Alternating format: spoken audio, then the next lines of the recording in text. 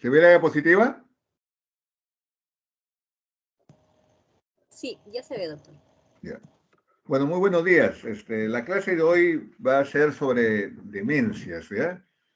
Esta enfermedad pues es una enfermedad degenerativa. Cada vez se diagnostica más y cada vez la frecuencia es mayor.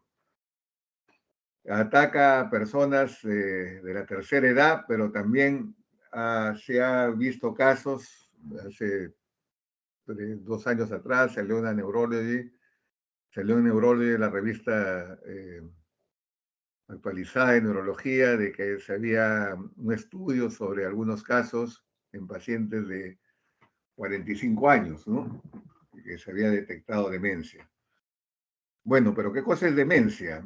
Es nombre para los síndromes cerebrales progresivos que afectan la cognición y conducta. Es la pérdida de habilidades previamente adquiridas. Me refiero a habilidades cognitivas.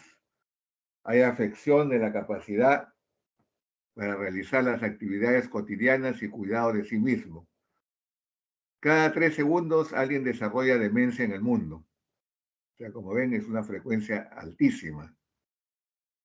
Limita la funcionalidad e interfiere con aspectos familiares, laborales y sociales.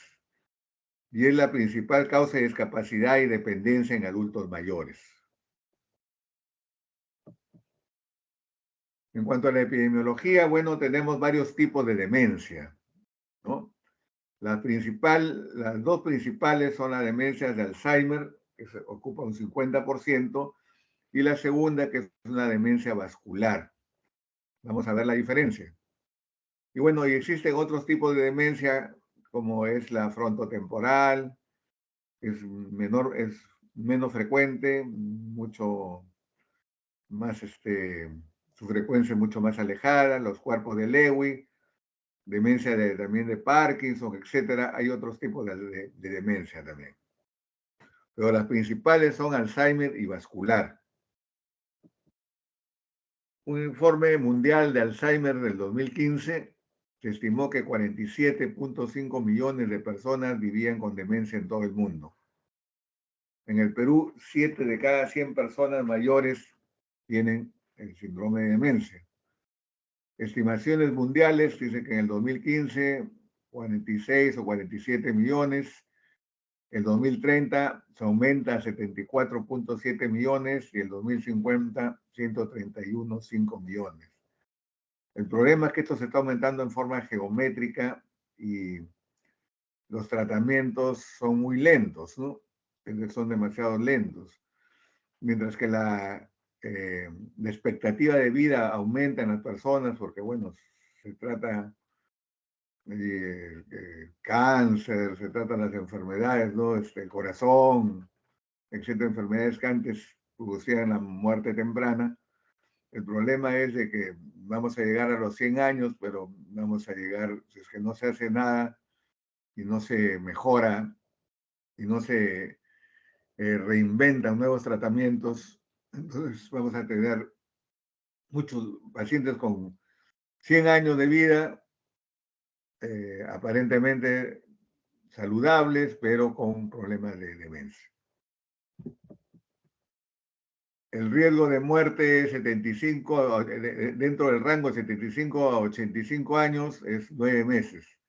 Y de 85, mayores de 85 es 42.3 veces. Y el 40% del tiempo que le queda es la etapa más severa y eso morirán en su casa en un asilo, ¿no? Postrados. Bueno, esta es la clínica y estadios de la demencia, ¿no? Como ven, la demencia comienza tempranamente, ¿no? Hay depósitos de amiloide, hay daño por aumento de la proteína tau, hay una atrofia estructural, la cognición está aumentando, el deterioro funcional, las actividades de la vida diaria también, ¿no? Pero miren, qué curioso, ¿no? Va aumentando, no se detectan, Después comienza un deterioro cognitivo leve, ¿no? De la enfermedad de Alzheimer. No me refiero al deterioro cognitivo leve del envejecimiento normal, ¿no? Y luego viene la demencia. Y ese es el orden más habitual de aparición de los fenómenos biológicos, ¿no? Entonces, deterioro del amiloide, daño en lo funcional por la proteína tau, atrofia estructural, la cognición, el deterioro funcional y los síntomas psicológicos y conductuales de la demencia que atacan las actividades de la vida diaria. Entonces tenemos que tenemos una enfermedad de Alzheimer preclínica, que todavía hay marcadores que están en estudio, deterioro cognitivo leve debido a enfermedad de Alzheimer, ¿no? Que se comienzan a olvidar un poquito, bueno, pero el problema es que nosotros tenemos normalmente una reserva de memoria, ¿no?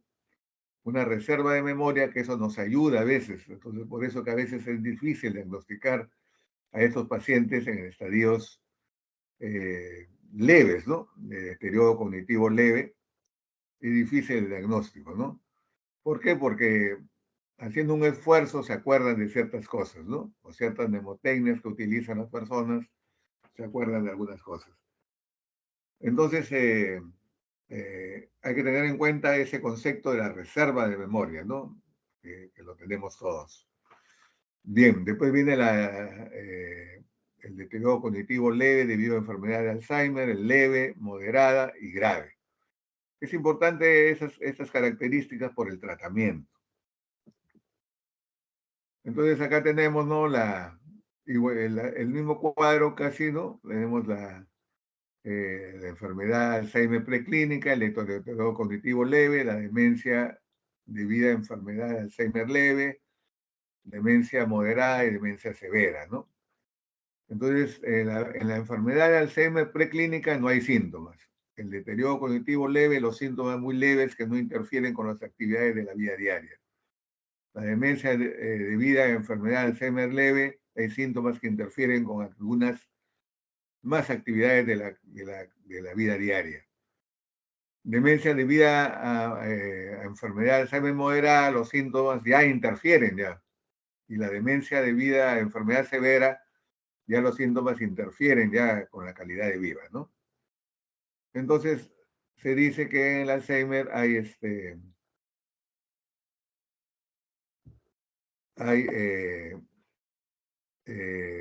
síntomas cognitivos, psicológicos, conductuales, y en la parte de enfermedad de Alzheimer severa hay signos motores comprometidos.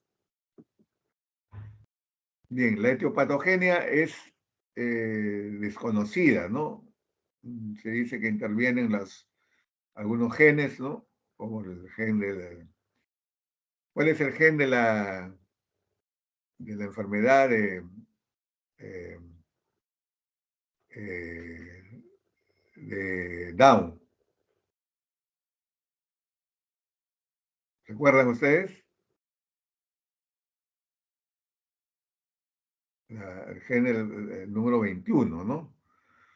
Bien, estos pacientes se ha encontrado que presentan esta alteración, pero que no desarrollan la enfermedad de Down, ¿no? El mongolismo, sino que más tarde van a desarrollar Alzheimer, ¿no? Y se dice también que hay un problema de proteína, ¿no? Hay un depósito de amiloide y depósito de la proteína tau. Por eso que se dice que es una amiloidopatía y una taupatía. Hay una pérdida de la neurotransmisión colinérgica, hay una angiopatía amiloide, y además, bueno, por la edad están comprometidas los pequeños vasos y un poquito de aterosclerosis, que es del envejecimiento normal, pero que esto se hace más evidente en la enfermedad de Alzheimer, ¿no?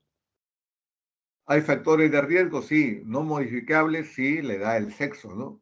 Ataca más a personas de edad madura, ¿no? De edad mayor, de la tercera edad, que le llamamos, y el sexo más en femenino que en masculino. Hay causas genéticas, sí, el alelo APO4 y la E4. Hay modificables, sí, el estilo de vida, como en toda enfermedad, ¿no? Degenerativa, la dieta, el tabaco, el alcohol, la actividad física es importante. La dislipidemia, la hipertensión arterial, la obesidad, la diabetes mellitus, son factores de riesgo. El bajo nivel educacional, esto es importante, ¿no? Se hizo un estudio en unas monjitas, ¿no? En Australia, que se dedicaban a la enseñanza, ¿no? Tenían institutos, ¿no? Instituto de educación, educación primaria, educación secundaria, instituto superior. A estas monjitas se hizo un estudio que cuando se paraban estudiando, ¿no? Eran profesoras, netamente. Y cuando se le hizo un estudio de cada monjita que se moría, se le hacía autopsia y no se encontró, pues, la proteína tau ni los depósitos de amiloide, ¿no? Y después con otros estudios también se concluye que la persona, mientras más educación tenga y más su cerebro esté funcionando, eh, como que lo protege de la enfermedad de Alzheimer, ¿no? Por eso es de que a las personas de la tercera edad se les dice, ¿no? Bueno, mi papá pues ya se jubiló, ya tiene 65 años, 70 años, ya que no, que se quede en la casa, que riegue su jardín, no lo manden a hacer compras, nada, no, al contrario, ¿no? Estas personas tienen que estar con su cerebro activo. Y eso se demuestra por medio de la plasticidad neuronal, que quiere decir que el cerebro es como un músculo que mientras más activo está, es mejor, ¿no? Se mantiene mejor y podría evitar la enfermedad de Alzheimer, ¿no? La depresión también es una causa también que afecta el uso injustificado de fármacos tóxicos. Todas esas cosas son factores modificables, ¿no? Hay dominio de deterioro cognitivo, sí, está comprometido la memoria, sobre todo la memoria reciente. Hay dos tipos de memoria: la memoria remota, que es la retrógrada, y la memoria reciente, ¿no? En estos pacientes está más comprometido la memoria reciente, ¿no? Pero sí se acuerdan, ¿no? En qué colegio estudiaron, quiénes eran sus compañeros de clase, etcétera. Eso sí se podrían, ellos sí se acuerdan. Entonces hay que tener mucho cuidado cuando se hace la anamnesis. Entonces se le pregunta a los familiares, no, doctor, ¿cómo anda la memoria? No, doctor, se acuerda de su colegio, se acuerda de cuando estudiaba, cuál fue su primera casa, de su pueblo, ¿no? Pero si ustedes le hacen algunas preguntas, ¿no? Por ejemplo, nosotros, antes de hacer tenemos un paciente ya diagnosticado o que está en estudio con un posible síndrome cognitivo. Le decimos, mire señora o mire señor, yo le voy a dar 3 palabras y usted me las va a recordar.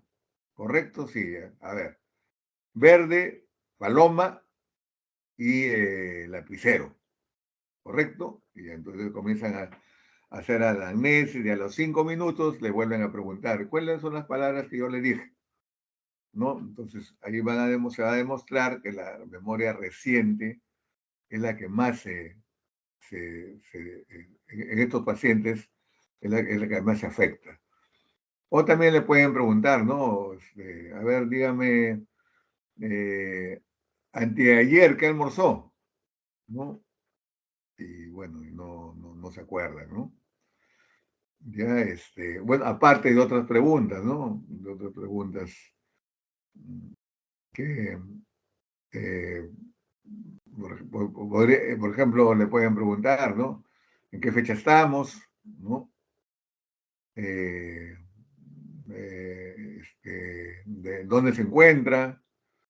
¿Cuál es la dirección de su casa? ¿No? Su DNI, etcétera, etcétera, ¿no? Entonces también está afectado el razonamiento, ¿no? El razonamiento está afectado, la capacidad para manejar funciones visoespaciales, por eso que se pierden, a veces estos pacientes salen a la calle y se pierden. Entonces es conveniente mandarles a hacer una plaquita, ¿no? En la cual ponen, ¿no? Me llamo José López, por decir, ¿no? Mi teléfono es tal y mi casa vivo en tal sitio, ¿no? O sea que si el paciente se pierde, entonces en la plaquita la policía o las personas eh, que pueden dar razón de ellas, ¿no? Las funciones gnósticas, prácticas, el lenguaje también se torna mucho más elemental, el juicio y la atención, la orientación y por último las habilidades motoras y la interpretación perceptual, ¿no? Eh, y también hay trastornos en otras esferas, ¿no? En la esfera psicótica hay alucinaciones, ideas delirantes. Por ejemplo, dice, doctor, hay alucinaciones visuales. Sí, ¿cómo doctor? Dígale a mi esposo que bote ese animal que se mete debajo de mi cama. ¿Y qué animal? No, no, es un gato, ¿no? Entonces, no existe gato, ¿no? Entonces, no, nosotros no tenemos gato. Entonces, o ve que se meten como 20 palomas a mi cuarto, ¿no? Entonces ahí hay problemas de alucinaciones, ideas delirantes, celotipia. En la esfera anímica hay depresión, hay apatía, hay ansiedad, hay insomnio. En la esfera conductual puede haber agitación, puede haber agresividad, ¿no? Divulgación errática, reacciones catastróficas, síndrome crepuscular, quejas, intrusividad, negativismo, ¿no? Síndrome crepusculares que están un poquito como desconectados, ¿no? Bien. De acá tenemos en este estudio, ¿no? La incidencia de la epidemiología de Alzheimer según la edad, ¿no? Como ustedes ven, mientras más edad hay más porcentaje de Alzheimer, ¿no? Entonces avanza con la edad. Esto acá, un poquito que ha corrido, ¿no? Hay pacientes, como le digo, de 45, 50 años que tienen demencia de Alzheimer, ¿no? ¿Cómo se hace el diagnóstico de Alzheimer? Bueno, la historia clínica, acá la clínica es importantísimo, ¿no? La exploración física para descartar otro tipo de enfermedades, las pruebas cognitivas, laboratorio, los marcadores biológicos y la resonancia magnética nos ayudan. ¿Qué viene el nombre de Alzheimer? Bueno, en memoria de Alois Alzheimer, que nació en Alemania, estudió en la Universidad de Berlín, Tübingen y Würzburg, su tesis doctoral en 1887, residente en Frankfurt, colega y amigo de Nice, ¿se acuerda de Nice? Los corpúsculos de Nice, la tinción de Nice, que le hemos estudiado en histología y en patología, ¿no? Y en noviembre del 1906, describe el caso de Augusta, la famosa paciente, ¿no? De Lois Alzheimer. Fallece en 1915, ¿no? Emil Kraepelin, su amigo, un gran neurólogo, sugiere el nombre de enfermedad de Alzheimer, ¿no? Entonces, esta es la paciente, ¿no? La foto de la paciente, de Augusta, ¿no? Que era una mujer de 51 años, con clínica progresiva de pérdida de memoria, celos hacia su esposo, conductas extrañas, evolucionó con delirios, alucinaciones auditivas y no reconocimiento de su entorno, trastorno del tipo nominativo, es decir, si ustedes le enseñan qué es esto, le enseñan un lapicero, ellos no saben decir qué cosa es, ¿no? Parafrásicos y dispráxicos, falleció tras 4 años apática y con hipotonía en flexión generalizada. Cortes cerebrales de esa época, ¿no? Encontraron cambios neurofibrilares en la tinción argéntica, que ya se usa poco, y focos miliares corticales, que es el componente amiloide de las placas seniles, ¿no? Este es el famoso caso de Augusta, que por la cual en ese ensayo que lo describió se le denominó la enfermedad de Elois Alzheimer, ¿no? Bien, como ven acá en esta diapositiva, ustedes pueden ver, ¿no?, que dónde está el inicio de síntomas, miren. Pero ¿qué ha pasado antes? Ha pasado pues que hay los ovíos neurofibrilares, la placa, el compromiso cognitivo que ya comenzó, ¿no? Y comienzan los síntomas, ¿verdad? Que no son detectables, ¿no? No son detectables. Nosotros más o menos por acá hacemos el diagnóstico, ¿no? Pero ya lo que nos queda es poco. La enfermedad ya ha avanzado bastante, ¿no? Miren todo lo que ha avanzado la enfermedad, ¿no? Entonces, acá se está están haciendo los estudios del tratamiento, ¿no? Bien. Este es un corte de un cerebro en la cual en el lado izquierdo de ustedes, un cerebro normal, en la parte derecha, ven, ¿no?, que hay una atrofia cerebral, pérdida del volumen, los surcos son mucho más marcados, ¿no? La memoria que están acá en el hipocampo, cerca del hipocampo, lóbulo temporal, ¿no?, está atrofiado, lo mismo que las áreas del lenguaje, etcétera, etcétera, ¿no? Bien, y estos son ¿no?, los ovíos, las placas de amiloide, ¿no?, y la proteína tau acá en los ovíos neurofibrilares que atacan en la neurona, ¿no?, el cuerpo neuronal. Bien, el diagnóstico también nos ayuda mucho la resonancia magnética. En la resonancia magnética juega un papel importante la espectroscopía. Entonces, cuando ustedes tienen un paciente con Alzheimer, tienen que pedir una resonancia con espectroscopía para determinar, hacer el diagnóstico de enfermedad de Alzheimer, ¿no? Entonces tenemos que existe un aumento del pico del mioinositol. Este es el mioinositol, ¿no? Y el ratio mioinositol-creatinina, ¿no? Lo hacen una diferenciación entre los dos, ¿no? Entonces acá es el Boxer. ¿Qué cosa es la espectroscopía? Es un software especial que detecta pues estos neurotransmisores, ¿no? Entonces lo detecta y esta curva nos ayuda a pasar el diagnóstico, ¿no? Sobre todo se pone el voxel, o sea, el marcador para hacer el estudio cerca del núcleo amigdalino, en la región del hipocampo, en la región donde están nuestros discos duros, en el lóbulo temporal. ¿Ok? Bien, entonces, ¿qué otra cosa pueden pedir? No, bueno, hay varios test, desde los más simples a los más complejos. Acá les he puesto los más simples, ¿no? El Mini-Mental Test, que hay varias versiones, ¿no? En inglés, en francés, etcétera. La que está en boga es la versión de Buenos Aires. La prueba del dibujo del reloj, que les voy a enseñar cómo es. El test de depresión de Hamilton también va a ser descarte. Y hay que hacerle también un descarte de exámenes sanguíneos, ¿no? VIH, serológicas, un perfil metabólico como el colesterol, la glucosa, etcétera, etcétera. Un perfil hepático. El perfil tiroideo es importante porque en el hipotiroideo también hay demencia. La vitamina B12. Estos pacientes viejitos a veces viven solos, ¿no? Hace poco me llama para ver un paciente y me dice, doctor, quiero llevarlo a mi papá, ¿sabe qué? Que vive solo. Y está que se olvida las cosas, ha bajado de peso, ¿no? Entonces, ¿qué pasa? Que estos pacientitos, pues, a veces le dan plata para que vayan al frente, ¿no?, a comer un menú, o le llevan, y bueno, y se olvidan de comer, y bueno, y hay una gran deficiencia de vitamina B12 y ácido fólico.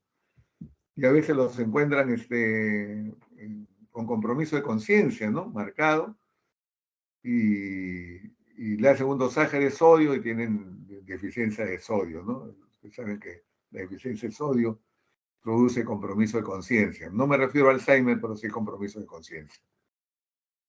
El electroencefalograma es importante, neuroimágenes, dentro de ellos, ¿no? La resonancia magnética, ¿no? Y bueno, el diagnóstico de Alzheimer ya está por el DSM-4, bueno, que no es el caso en este momento, ¿no? ¿Qué cosa es el Mini-Mental Test? Es un test de cribaje de demencias, útil también para el seguimiento evolutivo de las mismas, puntúa como máximo 30 puntos. Y los ítems están agrupados en 5 apartados que comprueban la orientación, la memoria inmediata, la atención y cálculo, el recuerdo diferido, el lenguaje y construcción. Existen, como ya les he dicho, versiones validadas en diferentes idiomas, ¿no? Entonces, en la práctica de ella, los resultados, según score, son menor de 24 sugiere demencia. Entre 23 y 21, una demencia leve. Entre 20 y 11, una demencia moderada, y menos de 10, una demencia severa. ¿Okay?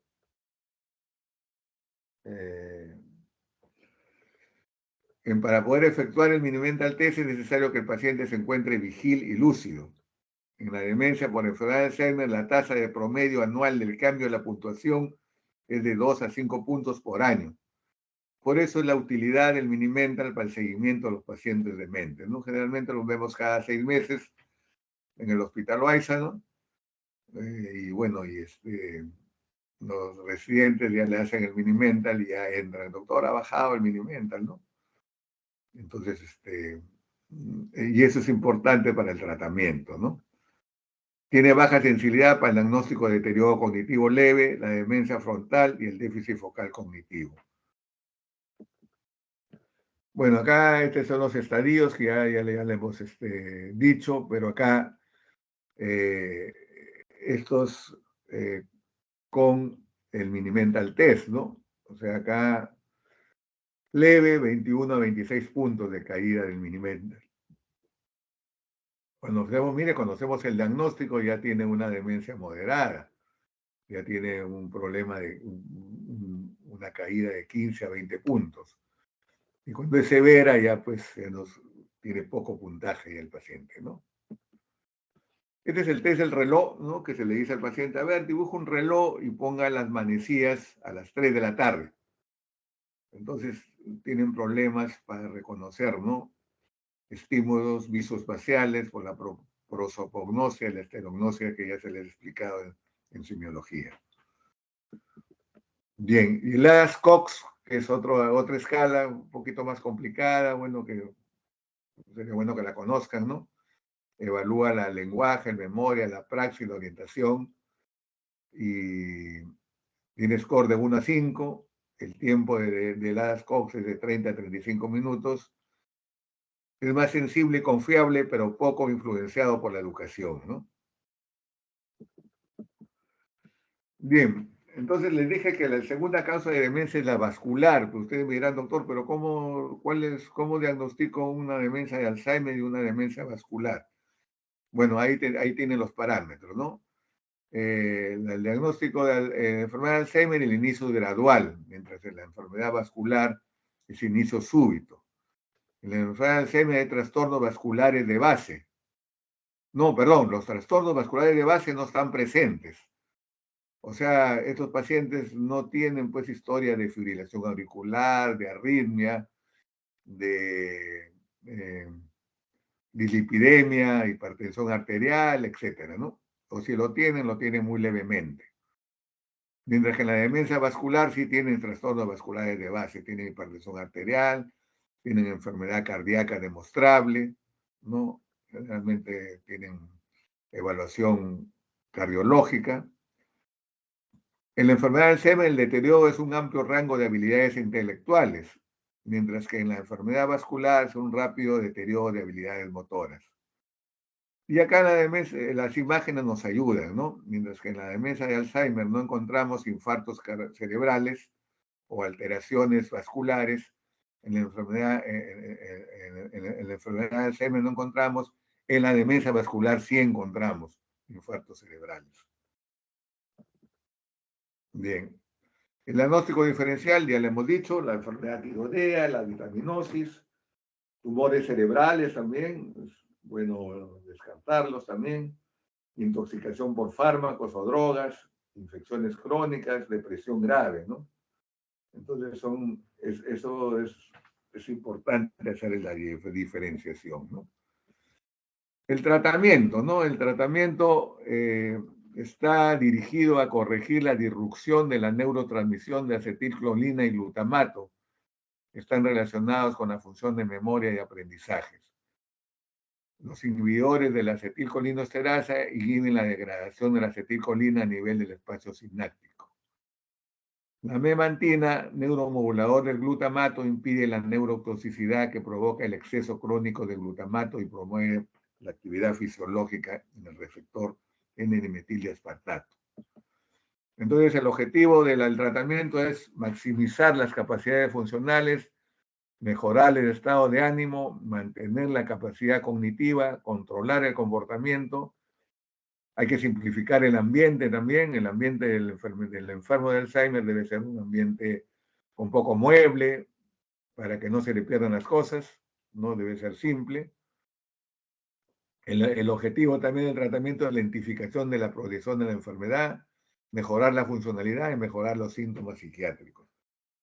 Es el tratamiento farmacológico tenemos para demencia leve a moderada o leve, con mayor frecuencia, y la severa. Dentro de la leve tenemos el donepezilo, ¿no? Tenemos la ribastimina, que viene en pastillas y viene en parches, ¿no? Mejores son los parches porque se le colocan los parches, porque las pastillas a veces estos viejitos pues, que tienen la enfermedad a veces escupen la pastilla, se voltea el médico o el cuidador y escupen las pastillas o van al baño y la botan, ¿no? Entonces el cuidador tiene que ser una persona que tiene que ver que pase la pastilla, ¿no? Cuando le dan con el vaso de agua. Pero han salido los parches que ayuda bastante en eso porque se le ponen en la espalda y es difícil de sacárselo. Se lo ponen una vez al día. Es más costoso, pero se lo ponen una vez al día. La efectividad es igual.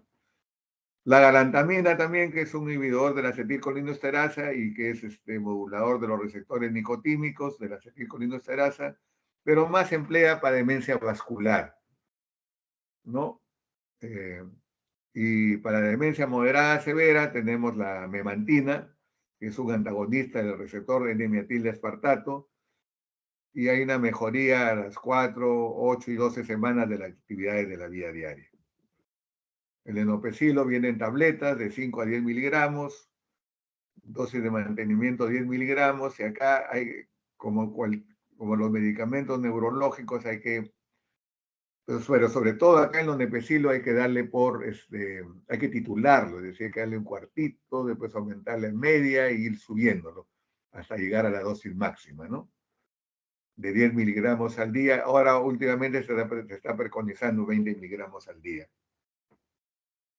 La ribastimina, ¿no? Los los parches, ¿no?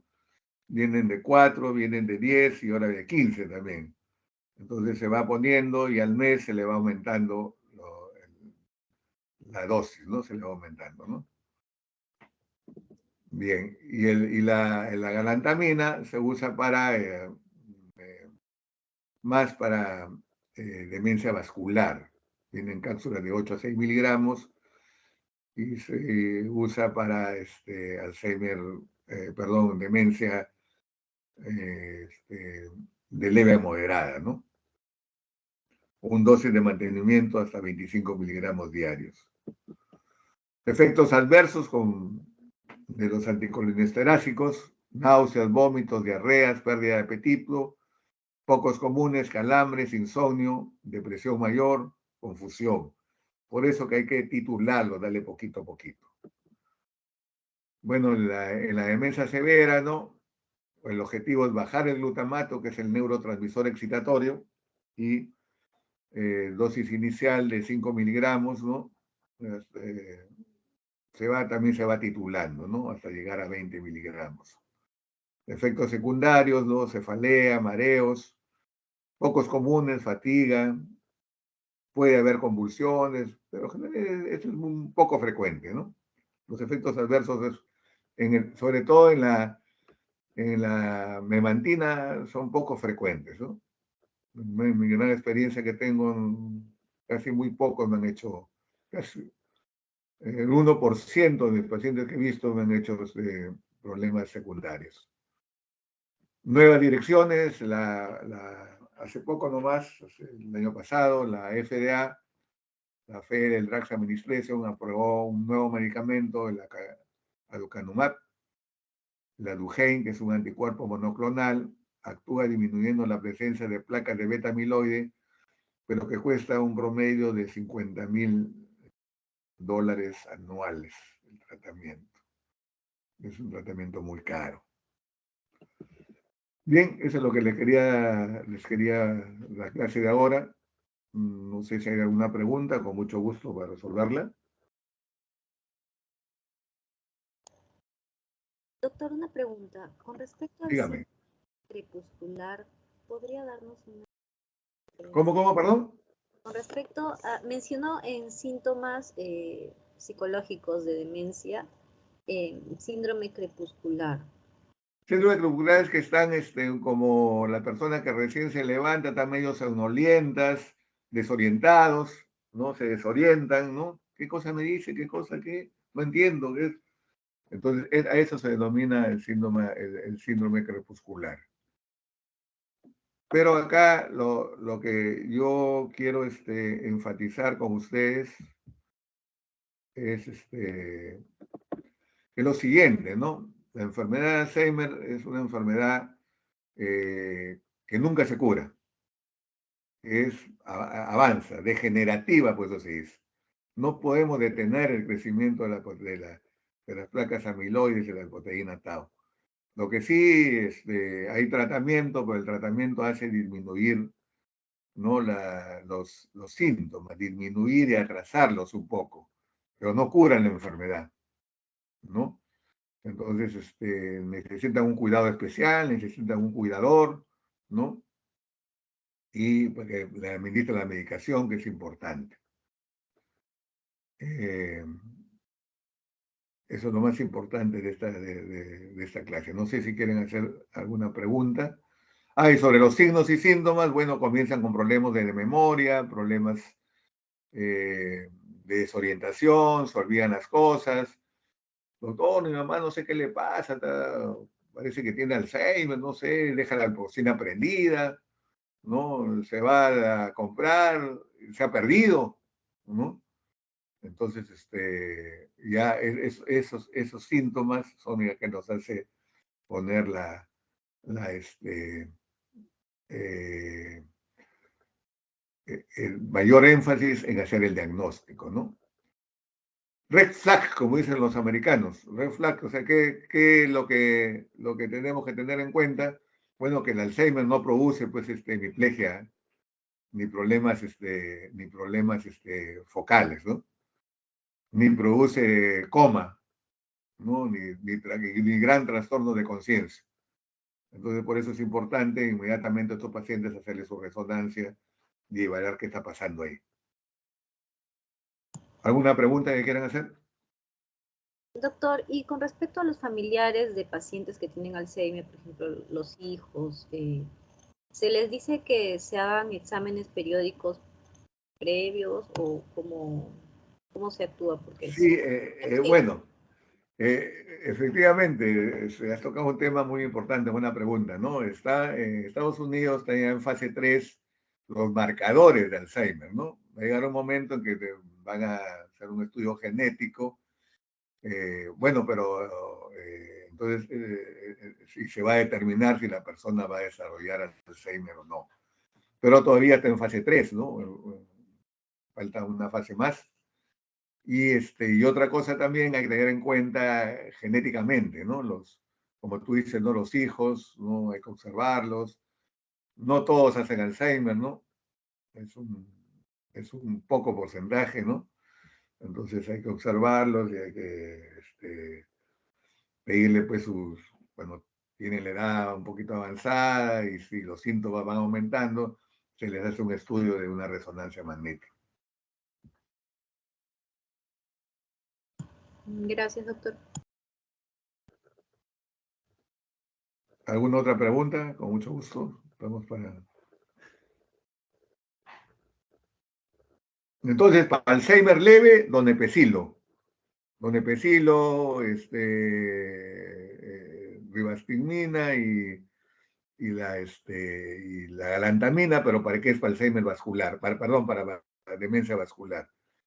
Para Alzheimer moderado ya, a severo, se usa ya los inhibidores de la NMA, o sea, los disminuidores de glutamato, que es la memantina. Últimamente se está preconizando que se pueden usar los dos a la vez y están dando buenos resultados, o sea, darle donepezilo con memantina juntos, ¿no? Y hay ya tratamientos que vienen en una sola pastilla, y vienen los dos, y están dando un poquito buenos resultados. ¿Preguntas, por favor?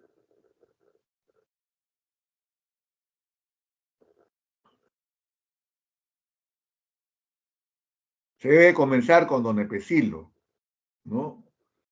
Y luego ya seguir avanzando, conforme va avanzando la enfermedad, ya pasar a la memantina después de, según cómo avanza la enfermedad, cuando ya se ve que ya no es leve, sino ya es moderada a severa.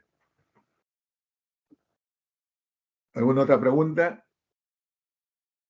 Bueno, si no hay preguntas, les agradezco y ahí nos quedamos. ¿Ya? Gracias. Muchas gracias, doctor.